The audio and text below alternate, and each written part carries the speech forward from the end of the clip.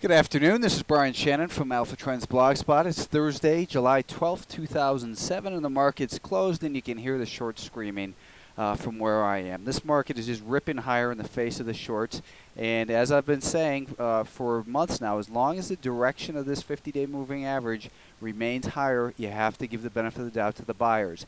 A lot of people were getting bearish in here because it broke to a lower low. And I said a lot of times that that's really just a false breakdown that traps in shorts and squeezes them. A lot of people were looking solely at the lower highs and lower lows, but I was giving the benefit of the doubt to the buyers because of that rising 50-day moving average. Well, now we've got the 10-day moving average above the 20, above the 50, and we've got prices closing at all-time highs, or I'm not sure if it's all-time highs, but new highs for the year, new highs for the past several years in this big move that we've seen. And I was pointing out a couple days ago the scenario as we ran up to this level. What I was hoping for was a pull back towards about 150.5, which could form a left shoulder, or right shoulder rather, and breaking past this point. And in particular, yes, the high from, I guess that was Monday, which was about 152. That's where the buyers would really take control, and they sure did today. So the big question is, where's the volume? The short answer to that is, who cares? That's irrelevant because price is the only thing that pays you. If you made $10,000 today, you're not complaining about whether it was on big volume or light volume. And you can hear the shorts probably saying, well, that's a bullshit move because it was on low volume and it's going to come right back in. That's not necessarily the way it always works. Stock prices move higher or lower because of an imbalance in supply and demand, based on the number of participants out there. Now, you could just have a simple absence of sellers and prices are being chased higher by these short sellers. Don't forget, it's summertime and volume typically is slower during the summer. Now, the lighter volume today does, like I said 2 days ago, give us reason for some concern, thinking that, you know, maybe this move isn't going to hold. But for now, give the benefit of the doubt to price. Price is the only thing that matters. You can spend so much time looking at all these indicators and oscillators, and people email me all the time, Brian, look at the divergence between the RSI and price. And realistically, the only thing that pays is price. That's why I spend so much of my analysis focused on price action only. So here's what we had today. Yesterday we saw that we had this higher low, and I was still cautious in here about this market, but I was saying above 152, that's where the buyers would take back control.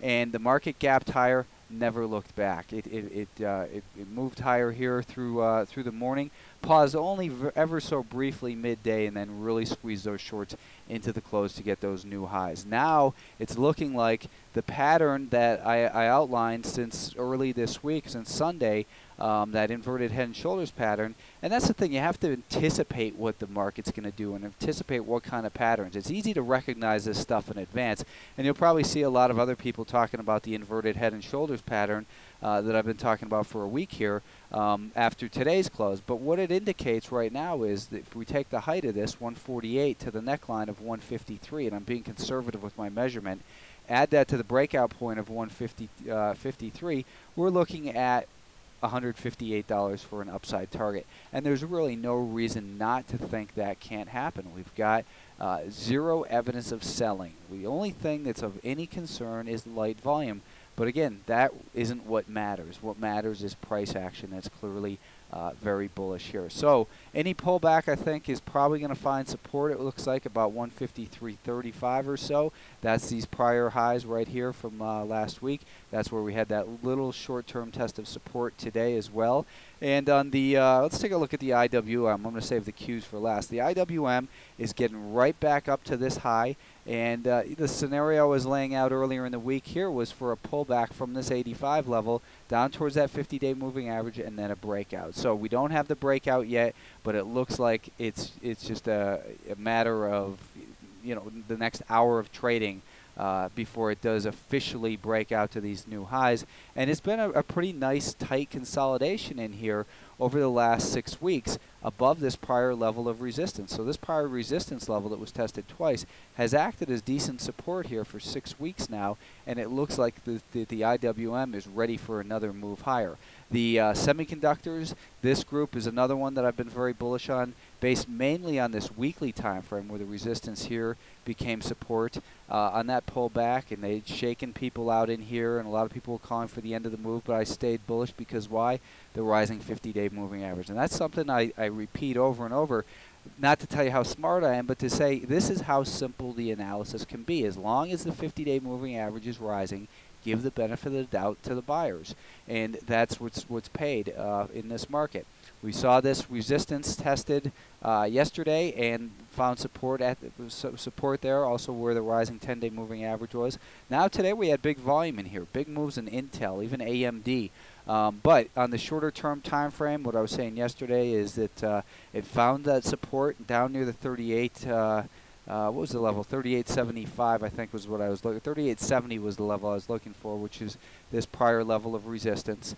That did act as support yesterday. The 5-day moving average was still advancing. I said this was the stronger market. Give the benefit of the doubt to the buyers. The market gapped up, tested that 5-day moving average, and then just squeezed the shorts real hard in there.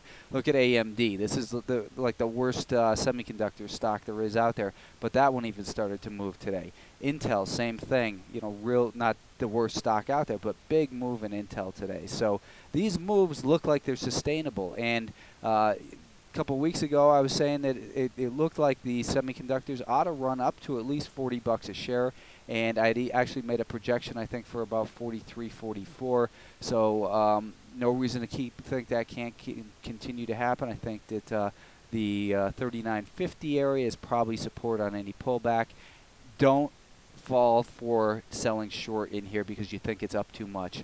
It's not up too much. The market is just taking off here, and the first part of this move is very strong, but who knows how high it can keep going. The Qs, the Nasdaq 100, this has been the strongest market of the big markets recently, just because we had seen it holding in this new high territory. We saw the 10-day moving average tested as support yesterday, and the market bounced very nicely from that level. It took out these highs right in here and just squeezed those shorts. So market remains in a very powerful uptrend.